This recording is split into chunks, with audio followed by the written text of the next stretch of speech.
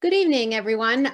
My name is Mary Beth Terry, and on behalf of the entire team at New York Breast Cancer Family Registry, I'd like to thank you so much for joining us tonight. We look forward to hearing your thoughts about some of the work that we've been doing recently, and wanted to thank you for your generosity for participating in the Breast Cancer Family Registry cohort all of these years.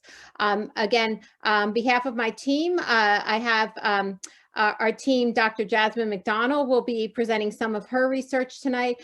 I will be presenting on behalf of Dr. Lauren Houghton. She had a lovely baby girl on Friday afternoon, so we wish her well. And the co-PI at the Breast Cancer Family Registry New York site, who runs our data core, is Dr. Janine Geckinger, and she will also be presenting some of her work in ovarian cancer research. So thank you again for joining, and we look forward to our time here tonight. Next slide. So as many of you know, in 2020, all around the world, epidemiology and its methods have become more aware of how we do epidemiology, why we do epidemiology. Epidemiology at its heart is the study of understanding epidemics. As you know, a pandemic is when you have an epidemic on more than one continent. And in epidemiology, we use statistical methods to understand what are some factors that are related to higher risk of a certain disease, and what are some factors that reduce risk of that disease. And so the methods that we've been using with the Breast Cancer Family Registry cohort are methods that have been established for other health outcomes as well. You may have heard, for example, some very recent examples, obviously, with COVID in the news. You may have also heard some facts about Ebola and other infectious disease epidemics. Next slide. What, again, we're going to show tonight is just some of the methods that we use in following people that are important for predicting who's at higher risk for breast cancer within families. Next slide. So as you know, the Breast Cancer Family Registry is an observational study. What an observational study means is that we follow individuals and we follow health and disease patterns within families over time. And it's not an intervention study. So you may have heard about clinical trials or specifically intervention studies, which means that whether or not it's a therapy for people who are diagnosed with cancer, or a screening tool, or even a prevention intervention, those are things that are assigned based on a research protocol. In an observational study, we don't assign anything. We follow people and we observe what happens over time. And as you know, because you've been so generous over time, we do that through a number of methods. We do that through questionnaires and surveys that you complete over the phone or by email now, also by mail. We collect samples and most large epidemiology cohorts, we can measure a number of things in blood samples or saliva samples. Primarily, we can measure genetics and understanding genes that are related to cancer risk. We also track exposures and understand the interactions or the differences between individuals based on their underlying genetics and who gets cancer and who doesn't over time. So again, the idea behind all of this is really to reduce risk through what we have observed. And studies like ours have been really essential in understanding how to reduce risk at a population level. So in heart disease, for example, you may have heard of the Framingham study. That's been very important in reducing population-based estimates of heart disease. In terms of thinking about what's important for cancer is because, again, the induction time or the time between exposures and when people get disease can be a very long time. That's why it's been so essential to follow people over time. And in particular for cancer, it's really important to understand within families what happens across different generations. And so that helps us also understand what's the risk of the genes versus what's how they interact with the environment. Next slide. So what makes the Breast Cancer Family Registry unique is that unlike other studies of breast cancer, our study really began specifically to understand what we call the whole spectrum of cancer risk, meaning people who are at very, very high risk, and people who are at more average risk. So you may have already heard many statistics. You may know a lot about some of the genes that are related to breast cancer risk. The highest penetrant genes, and when we say penetrance, that means probability of getting the disease, are BRCA1 and BRCA2. It's important to note that all cancer genes are not 100% penetrant. So what that means is, unlike diseases like Huntington's disease, where if you have the gene mutation, you will get Huntington's disease. It's just a question of when. With cancer genes, there's no gene that's 100% penetrant. So BRCA1 has the highest penetrance, but it's not 100%. So it's, again, depending on the population, it's around 70%, a little lower, a little higher, depending on the population. And then what we have done then with the Breast Cancer Family Registry is, because it's a family cohort, is we're able to look really across people who have very different risk of disease, because even within families, you'll know that some people have much higher risk and some don't, because genes, again, are inherited from your mother and your father. But if you don't have the gene and your sister has the gene, you might have very different risks. So with the family registry, we're able to understand what can modify or change or reduce the risk in high-risk women, as well as more average risk women. And by average risk women, usually the statistic that you may hear about is called, or I'm sorry, is the 1 in 8 figure. So 1 in 8 women will get breast cancer in their lifetime. That is what we define as average risk, because that's for the whole population, and that's until age 80. So again, even within the Breast Cancer Family Registry, we have many individuals that are at average risk. And so it's important to have studies like our cohort, because most breast cancer studies really focus on women who are at much more average risk. So most cancer cohorts start recruiting women at 40 and older, and most cohorts in case control studies and other studies of observational studies of breast cancer really recruit much older women. And so as a result, they're more about studying average risk and what can reduce breast cancer and average risk, where with our cohort, it's unique because we can study the average risk women, but we can also study higher risk women. Many of you have been part of the Breast Cancer Family Registry since 1995. So we really thank you for that. It's a huge contribution and we really appreciate it. And just like other epidemiology studies that have been followed over time, like the Framingham for heart disease and the nurses study, that's how we really can make advances of understanding the risk for disease, is by following people over those long duration of time.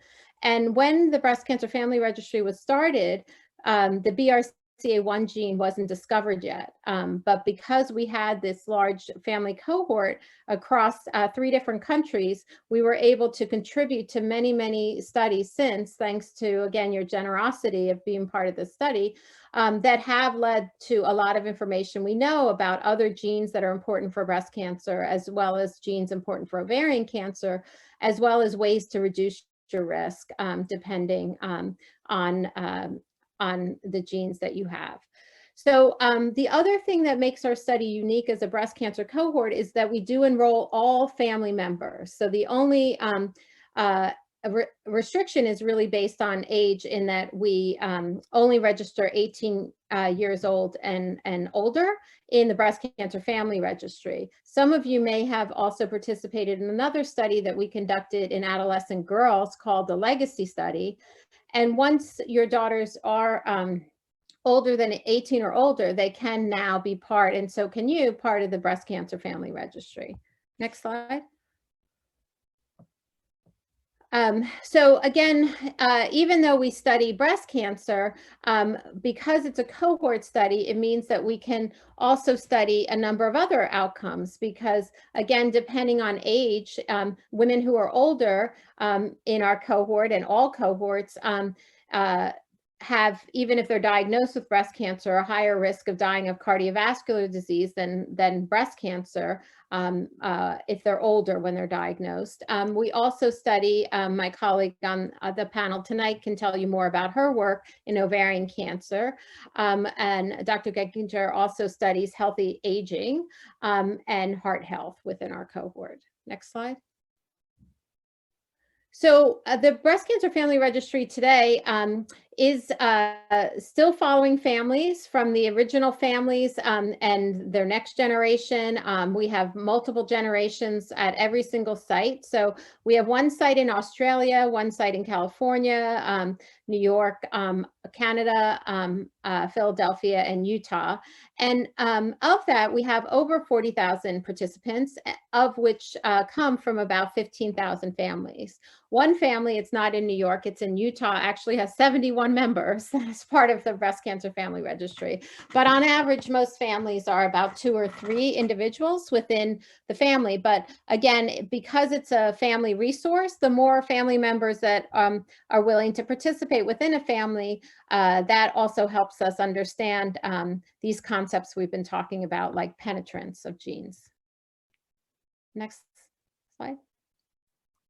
So I had already mentioned the Legacy Girls study. So again, to think about how they're related, one of the most important findings that we've had in terms of understanding breast cancer risk over the last 25 years has been that there are specific windows of susceptibility that increase risk more than other windows of susceptibility. And we know this from animal studies, and we also know that from epidemiology cohort studies like ours and many other cohort studies now in adolescent girls and young adult women. So what we know is that when the breast changes in form and function, so we know that the breast changes around puberty, it changes around pregnancy and lactation and menopause. My colleague, Dr. McDonald, is doing some exciting studies of understanding how the breast changes during pregnancy and lactation.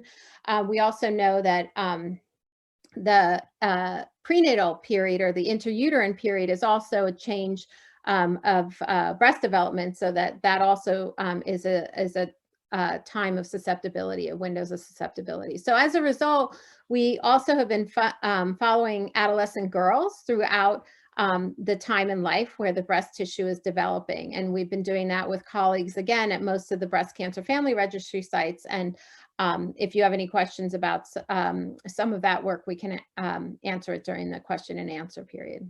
Next slide.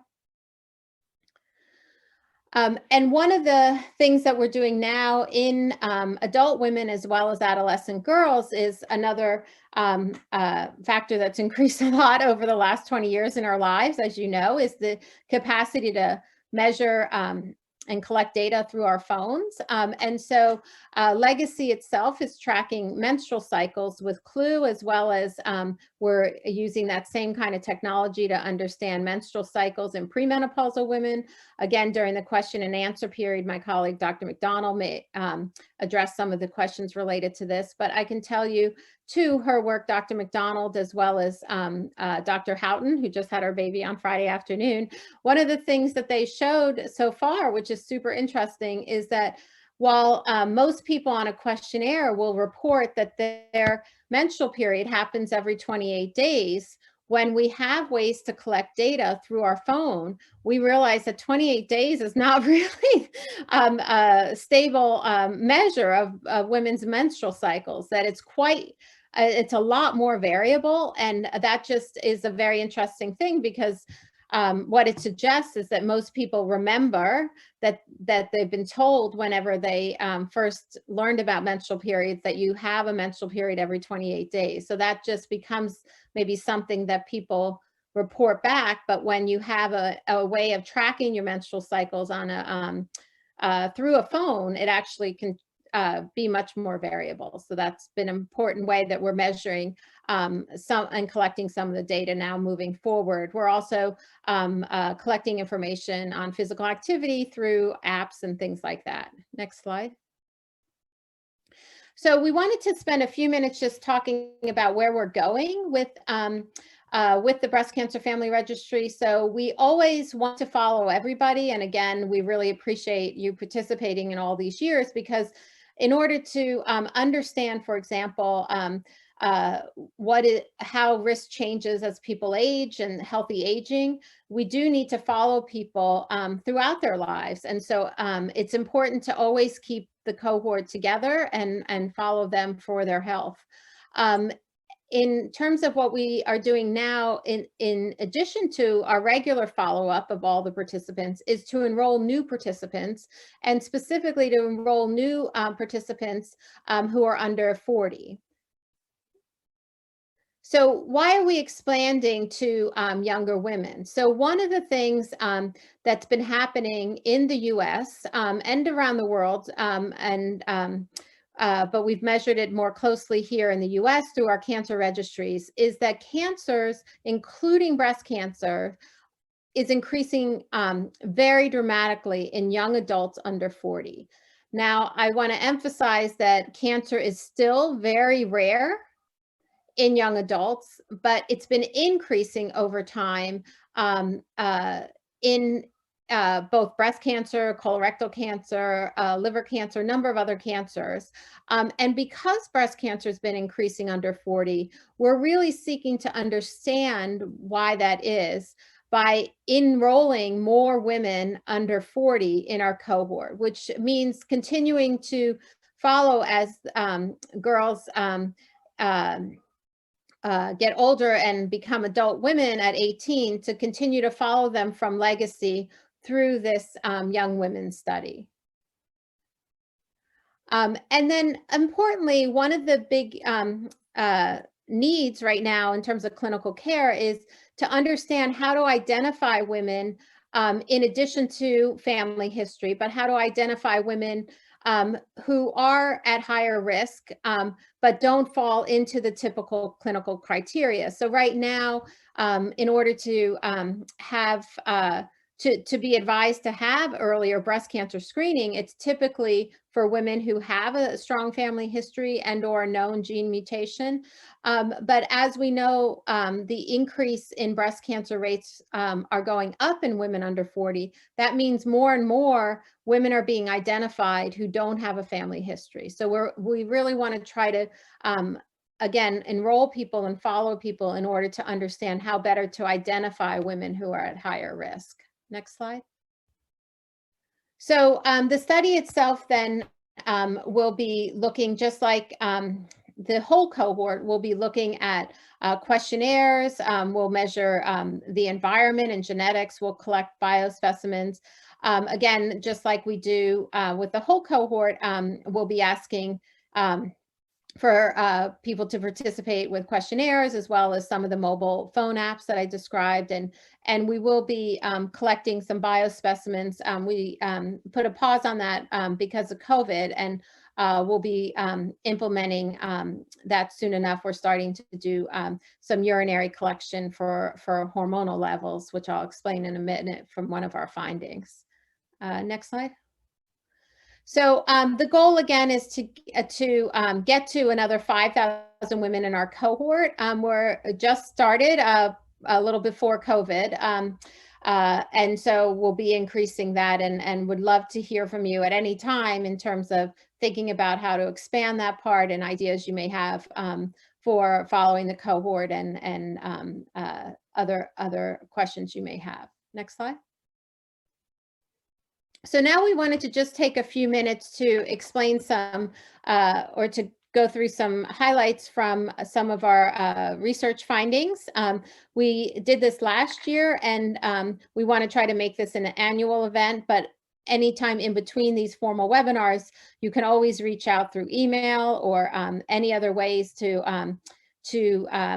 connect with us. And we also keep putting up new findings on our website as well for that. So some highlights in terms of thinking about some of the findings from the Breast Cancer Family Registry. So we did participate and lead a study on carriers of BRCA1, and they had a lower breast cancer risk if they had at least one pregnancy. Next slide. or next example. We also have been following using the Breast Cancer Family Registry, validating clinical risk tools that get used in the clinic to predict who should have earlier screening. So we've been working in that area for the last few years with our with the cohort data. Next. And we also have found and reported out about a year ago that even in individuals who are at very high risk, that we found physical activity in adulthood, and now more recently, a paper will be coming out in adolescence as well, decreases the breast cancer risk even for people who have BRCA1 and 2 mutations. So again, most of the data on physical activity and breast cancer risk has been in cohorts of older average risk postmenopausal women. So it's important to find out whether this was true too in younger women. Next slide. So I'm going to turn it over to my colleague, Dr. Ginkinger, who will be discussing some of the ovarian cancer findings. So I'm Janine Ginkinger. I've worked a lot on ovarian cancer, and throughout the BCFR, even though a lot of our research has focused on breast cancer, we have also done some research in ovarian cancer and hope to expand into that area. Some of the highlights we have with regards to this research is oral contraceptives have reduced the risk of ovarian cancer even for those women with a family history. And that becomes an important question that a lot of younger women in particular are concerned about if they do have a family history and whether or not they can take oral contraceptives. And in this context, we show that it does still reduce the risk for ovarian cancer. We have also seen that women with BRCA can use the same risk prediction models for ovarian cancer as women without BRCA. And there are a lot of models that are being developed to date to try to better assess women's risk when we think about ovarian cancer, and understanding how we can better identify women and understand who's at higher risk so that we can reduce ovarian cancer morbidity or mortality from it. So in that context, we're hoping to diagnose ovarian cancer as early as possible, where treatments are very effective. Next. And to do that, we've been doing a lot of work trying to identify biomarkers that may help better predict risk. And we have a few projects that we're working on looking at different types of markers that we can measure in the blood, and whether or not that will help us better predict who would go on to get ovarian cancer. So we've been looking at factors that are like DNA methylation, which are similar to changes in your genetic code without changing the actual code, and seeing if that will better help us predict risk. So we have a lot of interesting work that's going on, and I'm going to pass this on now to Jasmine to discuss familial breast cancer risk and steroids. I think it's still Mary Beth. Oh, sorry. Yes. Okay, great. Sorry about that. Yeah, no worries. Can you hear me all right? Hello, can you hear me? Yes. Oh, great. Okay. So this is a study that we published recently. My colleague, Dr. Houghton, who just had her baby, was going to present this tonight, but I, on her behalf, will also present it. So, so this is a study that I think is super interesting, and she's going to follow up on it now as we expand the cohort and specifically to look at young adult women. But as many of you know, for many years now, many decades, the dominant hypothesis around breast cancer risk has been about estrogens, and definitely estrogens play a role in breast cancer risk, and we know that both through studies of exogenous estrogen use, which exogenous or from outside of your body, like hormone replacement therapy, we know increases your breast cancer risk. So there's been a lot of support for higher estrogen exposure increases breast cancer risk.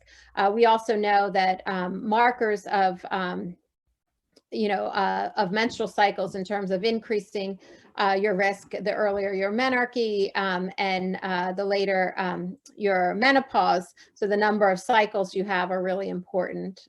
Next. So what this research was about was specifically looking at not just the estrogen hypothesis, but specifically glucocorticoids, androgens, and progestogens. And so now, again, this is a fairly new approach, because now with the same biospecimen, we can actually measure a whole panel of hormones. And what's important here is that to examine a more comprehensive profile, if you will, of hormones will allow us to also know more about the biology of breast cancer. And specifically in premenopausal young women, some of the other hormones like androgens are much more stable. So you don't need to measure a woman's hormones every single day of her cycle to get a stable measure of androgens. So what we did do with data that's already been stored, next slide, is we examined whether or not other aspects of the hormonal profile, not estrogens, although we measured estrogens, if they could also increase breast cancer risk. So this was a study that we did specifically within the New York cohort of the Family Registry. And what you can see that the glucocorticoids on top actually was very strongly related to breast cancer risk, and so were the androgens. The progesterones were elevated, but not statistically significant and not different from one. And we actually, in this cohort of women from the New York registry, which was on the younger side, and many of them were premenopausal, is that the estrogens themselves didn't predict breast cancer risk. So these were samples that were stored, and then we followed up using the cohort. We followed up to see who went on to get cancer and who didn't. So why this is important is it's actually some of the first data in women at high risk to support that other aspects of the hormonal profile increase risk. And in particular, in thinking about glucocorticoids as well as androgens, that the sources of those exposures are different than reproductive risk factors. So we've gone on now to look at, how much of your traditional established risk factors are explaining some of the levels in these non-estrogen hormones, and it's not as much as the estrogen does. So estrogen very much maps to a lot of the reproductive factors we know about, but a lot of these hormones are hypothesized to map more to stress and to other factors that are really hard to measure on a questionnaire. Next slide. So now I'm going to pass it to my colleague, Dr. McDonald. And just because it's more immediate, I wanted to say that glucocorticoids are the steroids that are most associated with like your emotions and stress, your stress response. So I am a assistant professor in Epi, and I'm very interested, based on my background in basic science, in the role of the immune system and infection as it relates to breast cancer. And so what I did is, using the Legacy Girls study, which Mary Beth described earlier, I asked the question, does prior infection change the age that a girl starts puberty? And so to do this, I was mainly looking at certain viral infections that are commonly contracted in early age. And so these include cytomegalovirus, or CMV, Epstein-Barr virus, or EBV, as well as herpes simplex virus 1, which is often associated with the kissing baby disease. We also looked at HSV2, but that's not commonly contracted, or is not commonly an infection that you would see in early life. We then looked at these viruses as it related to those combinations. So having an Epstein virus only infection, or a CMV only infection, a combined infection, etc. And we looked to see if having this infection was associated with signs of puberty, like breast development, pubic hair development, as well as menarche. And what we found was that if we looked at this compared to girls who had no early life infection that we've measured, we found that CMV infection was associated with developing breasts 7 months earlier, and that having a CMV infection or an HSV infection was associated with developing pubic hair 9 months later. And what this suggests is there may be a latent signaling that happens with these viruses that impacts the age that one starts menarche, not menarche, but starts breast development or pubic hair development. And this kind of goes also back to Dr. Houghton's research, as we know that there's a bidirectional communication between hormones and the immune system, which means that the hormones can speak to the immune system and the immune system can speak to the hormones. So going forward, we'll be doing some collaboration to really understand how does the bidirectional communication between immune factors and hormonal factors play across puberty.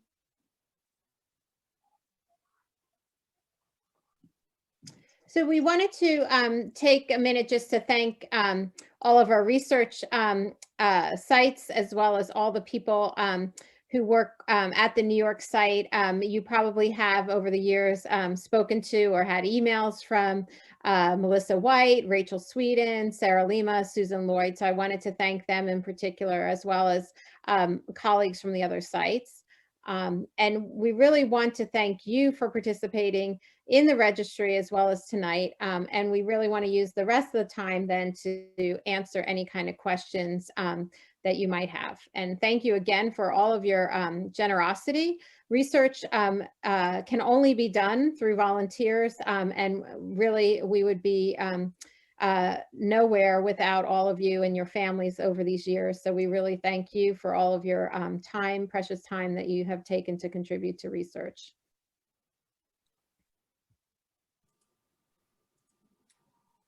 So Mary Beth, I believe the first question that is being asked is, what other genetic testing is being developed in addition to BRCA testing?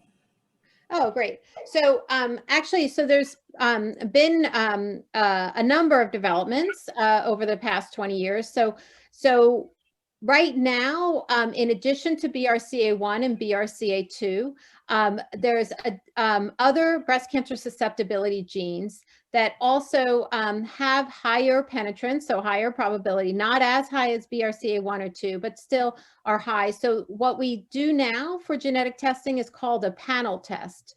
So the panel test, depending on where you have the panel test, and I should mention Wendy Chung is still one of the co-PIs also at our site, and she's wonderful and can provide a wealth of answers. If you email us, I know she already has, when you email us specific questions, we refer them to Wendy. She's a clinical geneticist.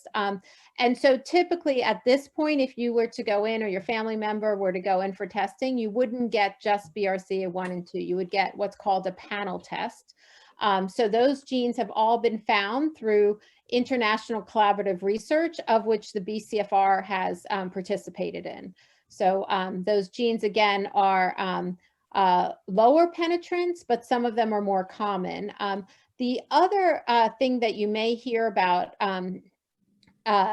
either like through your doctor or maybe in the news or whatever, is in addition to panel tests, there now is being examined the contribution of like a whole score of genes. So what you might hear about in the news is called a polygenic risk score, which just means that what is examined is actually hundreds of breast cancer genes or cancer genes in general.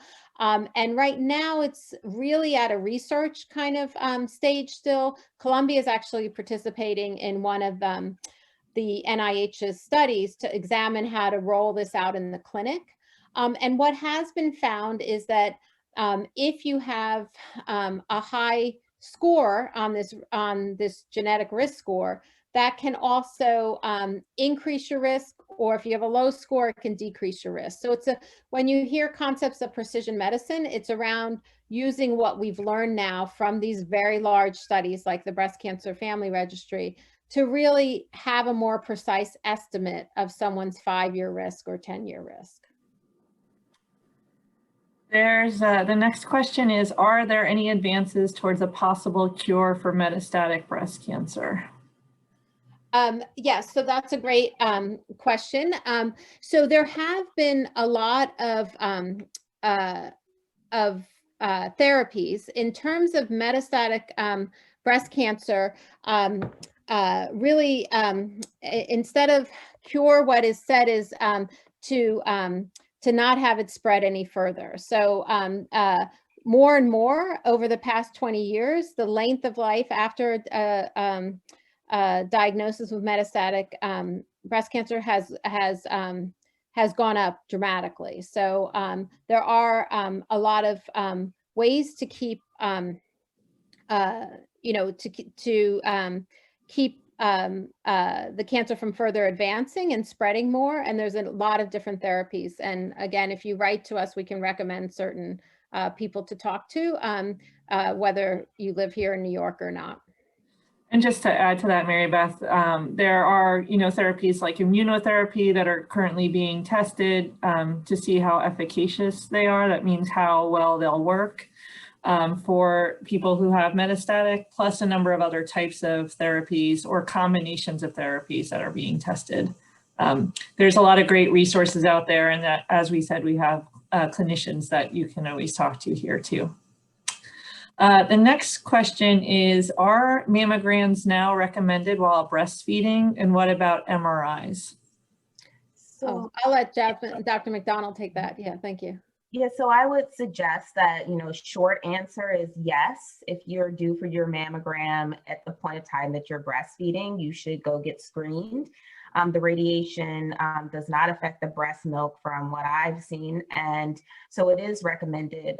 Long answer is that every woman who has a pregnancy confers or has a short-term increased risk of developing breast cancer.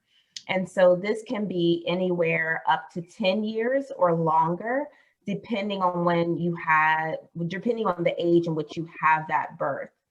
Therefore, getting mammograms and being screened and checking your breasts during pregnancy and even during the postpartum period is very important. As we've said during this talk, that there is a rise in early onset breast cancer. And so if you can imagine this, you can imagine that many of these women are in that transient increased risk of having had a child and having that short-term increased risk of developing breast cancer. So I would recommend, if you're up for a screening for your mammogram, definitely do it, as well as do it during throughout your postpartum lactating. Thank you. And the next question is, at what age should a BRCA positive young woman initiate mammography? And should it be regular mammography or an MRI? Yeah, so I might answer that. So so in general, clinical geneticists, including Dr. Chung, will say that genetic screening itself should probably start around 25 if you have a large family history of breast cancer. If you do have one of the breast cancer susceptibility genes, you might then, again, according to your doctor, you would be seen by what's referred to as a high risk either clinical genetics clinic or high risk. I know we have our high risk program within our oncology program. So what they typically do then is they do follow you every 6 months. And again, depending on the medical institution, that may mean MRI for one time period, and then 6 months later a mammogram, and so forth. But there's generally a combination of MRI, which doesn't involve radiation, and a mammogram. The next question is, with oral contraceptives decreasing risk for ovarian cancer, was it further delineated as to types of oral contraceptives? So I can take this question as it relates to ovarian cancer. A lot of the research that was done on oral contraceptives was capturing information about oral contraceptives during the 80s and 90s, and have been following women forward for ovarian cancer risk. A lot of those studies actually just asked women if they were taking oral contraceptives, and not all of them have even assessed the types of oral contraceptives. In general, we see a decreased risk, up to 50% decreased risk, which is a pretty large reduction in ovarian cancer risk for individuals who take oral contraceptives up to 5 years or more. So we see this quite nice large decrease, but it's not specific to oral contraceptives.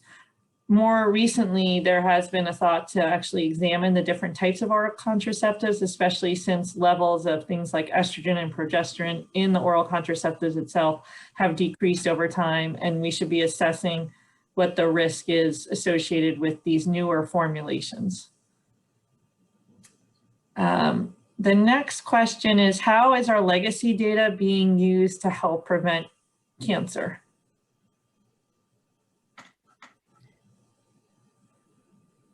Jasmine, do you want to take that, or do you want me to? I'm happy to start.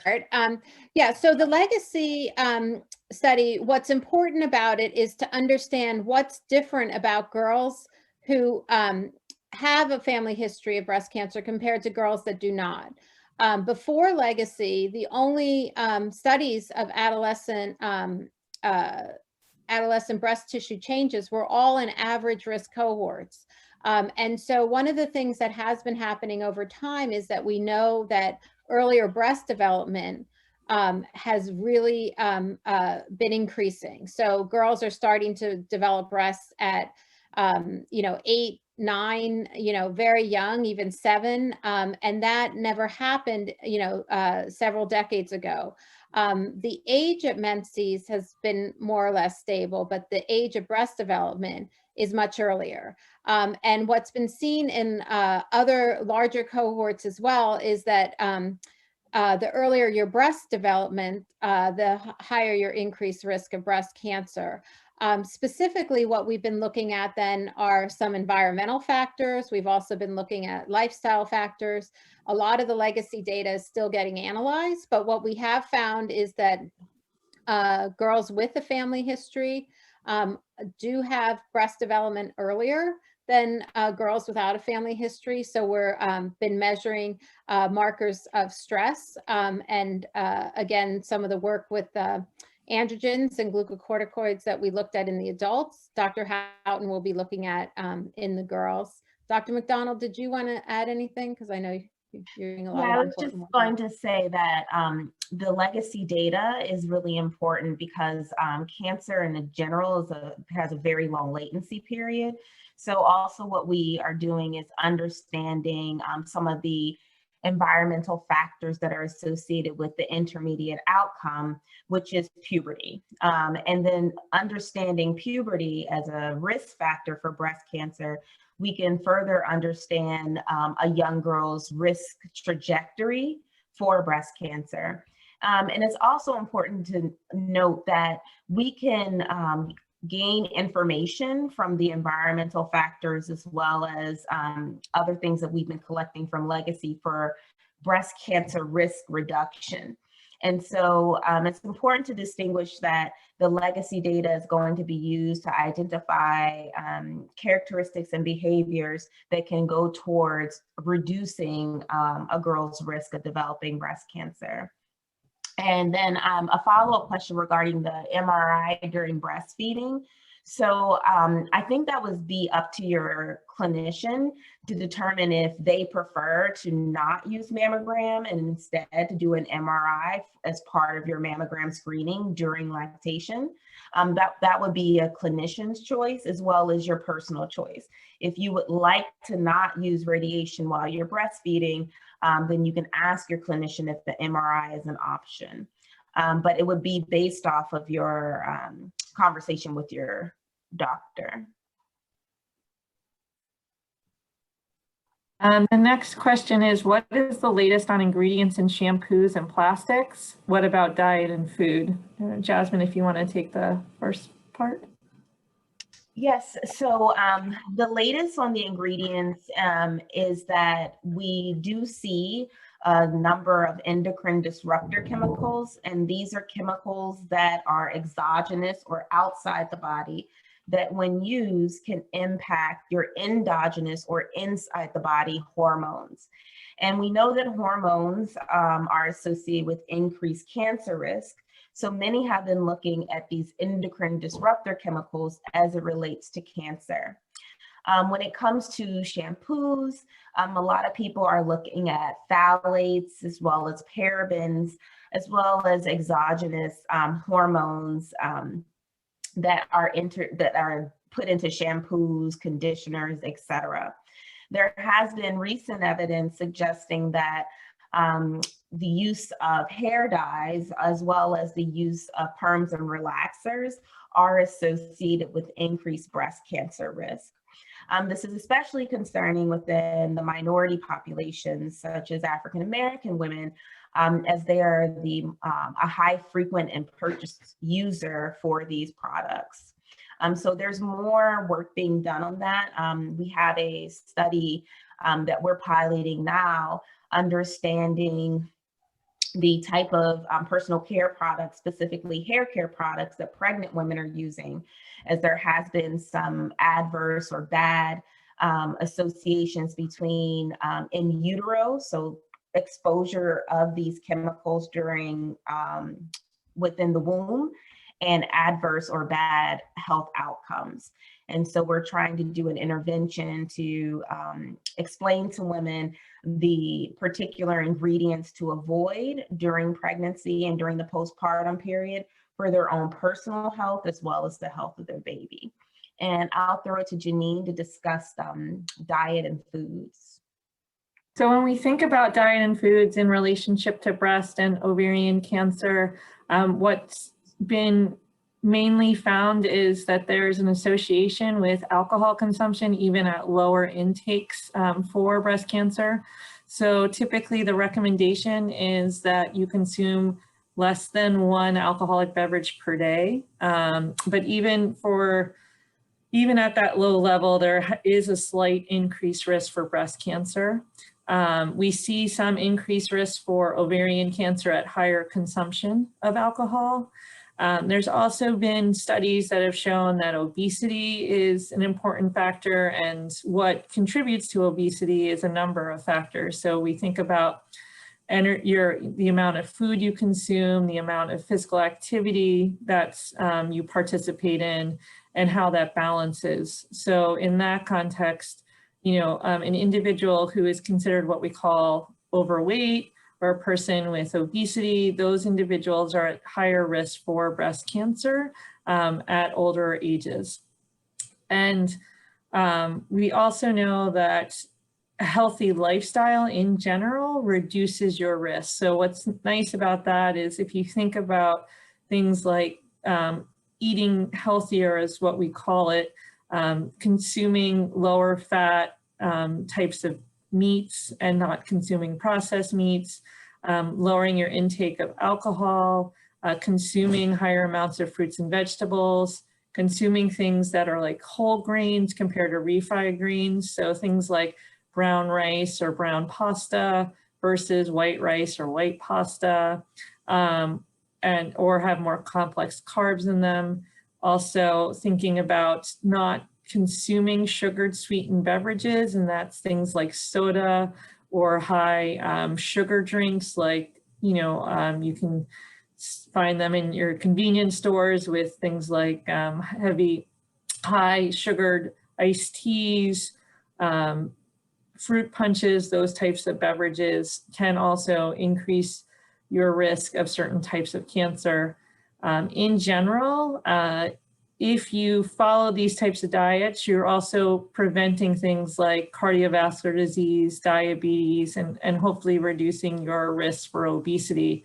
So besides preventing breast cancer or potentially ovarian cancer, these factors can be important for a number of different diseases. So there was a question too, is there additional information I can provide that would help the registry that is not addressed in the current survey? So I'll answer that. So key to any kind of scientific discovery are the participants that are part of the research. So you may be aware of one of the first links that cancer risk could be from an exposure while a baby is in utero, came from the studies of DES, which was used to prevent miscarriages. And that was linked to vaginal adenocarcinoma of the cervix. And so, you know, that is one of the most important discoveries of looking at exposure during that window, and a cancer 20 years later. And the person who asked about that was a mother of a daughter who had that type of cancer. The doctors didn't think about that. So most, you know, not most, but many of the discoveries in cancer research really need to come from all lines of evidence, including people who are part of the study. So we always want to hear from you. And if you have ideas when you're filling out the questionnaires of things that may be missing, I think I saw something in the question and answer box about medications, Xanax, and I think Janine, you told me we don't have that. We have a lot of medications on one of our questionnaires, but you know, that's something we can certainly you know, add to additional questionnaires. So again, feel free to always reach out to us and say, I just finished the questionnaire and it looks like you're missing X, Y, and Z. And then if we have a rationale for why we didn't include it, because maybe other studies have found there's no link, we will tell you. But if we don't, then, you know, again, a lot of important discoveries have come from people who have close knowledge of a disease and family members with a disease. And so we really welcome your input at every stage. The next question is, so does estrogen increase breast cancer risk but decrease ovarian cancer risk? Do you want me to take this? Oh, I'm sorry, I was reading a different question. I figured it was for you, yes. So in general, when we think about estrogen, we can think about measuring it in the blood or in urine, like Lauren studies have. Or we can think about oral contraceptive use. In general, as I said, oral contraceptive use can reduce your risk of ovarian cancer. There is a very slight increased risk of breast cancer that can be observed with oral contraceptive use. When we think about estrogens that circulate in the body, there have been studies to show that circulating estrogens can increase both your breast cancer and ovarian cancer risk, and they do that at varying levels, depending on which estrogen you're examining. I don't know if anyone wants to add anything to that. And that's also why an early age at puberty is associated with an increase in breast cancer risk. So if you're thinking about it, you're actually starting that circulation of estrogen, and then also with early age at starting your period, or an earlier age at menses or menarche, you are going to have more cycles. And that added the earlier impact of estrogen circulating through the body, but also the massive cell turnover that occurs during that process. These are all like highly proliferative states. And so that means that the cells are constantly dividing. And so that means that with cells that are constantly dividing and changing, such as if you have earlier breast development, That means those cells have been constantly dividing and changing. At that point of time, it's easier to have a initiation of an event, a carcinogenic or a cancerous event, when the cells are constantly dividing and changing, because it's harder to correct for mistakes.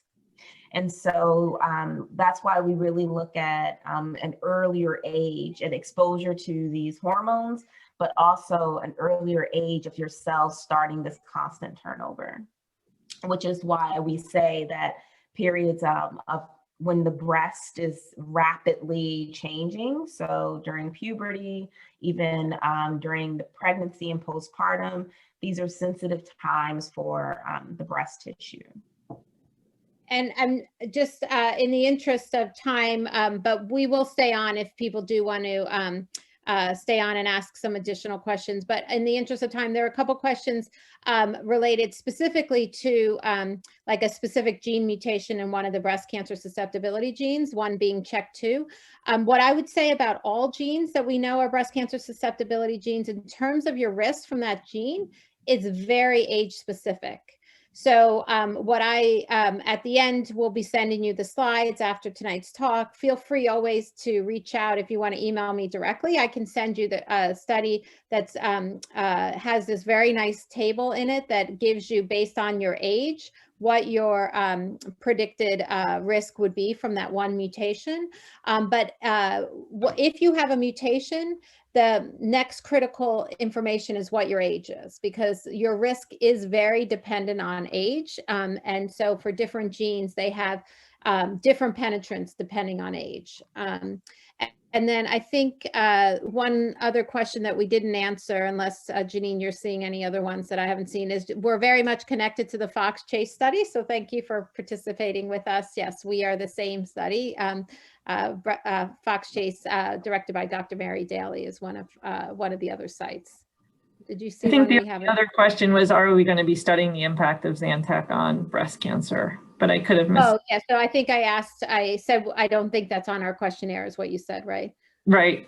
Yeah, we ask about different types of medications, like anti-inflammatory medications and aspirin use and those sort of class of drugs, because they have been found to potentially reduce risk of cancer and heart disease.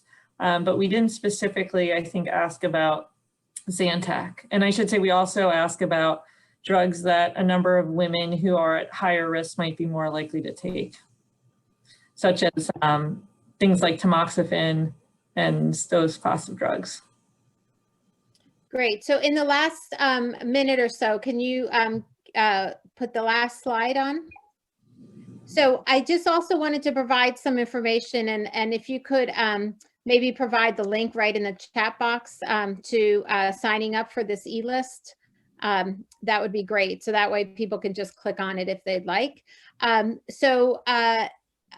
What we do on a monthly basis at least, but sometimes several times during the month, is through our Columbia Cancer Center. We have outreach and educational events on breast cancer and on a number of other cancers. And so if you join our e-list, and Susan or Sarah, if you wouldn't mind just putting that link right in the chat so they can just copy it, then you'll always hear about these other talks. So there's one, for example, on Wednesday, specifically about managing breast cancer in high-risk women. And if you sign up through the website, it's just your email, then you'll hear directly about all of these talks. We had a yoga event the other night in Spanish. We have health chats once a month. We do colorectal cancer outreach. So we have a lot of other kind of educational events that are not just specific to this study, but you may want to join, and they're all free.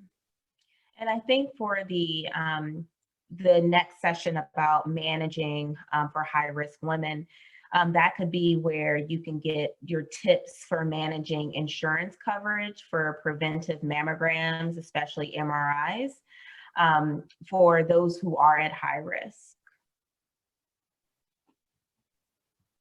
Great. Well, I want to thank everyone for joining tonight. We'd love to hear from you. We will be sending this slide deck out for you through email. Again, feel free to reach out to any of us through email if you have suggestions of things we should be collecting in the future. Again, if you have family members that are not part of the registry but would be willing to be part of the registry, that would be phenomenal. And we'd love, again, to hear from you anytime. And thank you so much for your time. We'll stay, a few of us will stay on for a few more minutes in case there's some questions we didn't get to, but thank you, everyone.